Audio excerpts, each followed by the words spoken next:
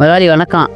பையா முதலாளி, என் பையன் முதலாளி வணக்கம். 12வதுல மார்க் அதிகமாக எடுத்து செகண்ட் கிளாஸில் பாஸ் ஆகியிருக்கான் முதலாளி. முதலாளி இவனை காலேஜ் சேர்க்கணும் முதலாளி. ஒரு 50,000 ரூபா பணம் கடன் கொடுத்தீங்கன்னா வேலை செஞ்சு கழிச்சிக்கலாம் முதலாளி. இவன் மகன் படித்து பெரிய ஆள் ஆகிட்டான்னா நம்மளை மதிக்க மாட்டான். நம்ம பண்ணையில் வேலை செய்ய ஆள் இருக்காது. இவனுக்கு காசு கொடுத்தா தானே படிப்பான். ஏற்கனவே கொடுத்த கடை பாக்கி நிறையா இருக்குது. நீ நம்ம இப்போ பண்ணையில் உன் பையனை வச்சுக்கிட்டு உன் கூடவே வேலை செய்ய. அடித்தவெல்லாம் படித்து என்னத்தை கிழிச்சிட்டான். வர முதலாளி. பாப்பா தம்பி உட்காருப்பா. இல்லைப்பா. சரி உட்காருப்பா. இப்போ வேறு ஏதாச்சும் கடன் கேட்டு உன்னை காலேஜில் சேர்த்து விட்றேன்ப்பா. கவலைப்படாதப்பா.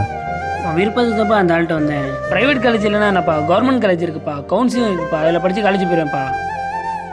அந்த ஆள்கிட்ட கை கட்டி நிற்கணும்னு அவசியம் இல்லையப்பா. உன் விருப்பத்துக்காக தான்ப்பா நான் வந்தேனே.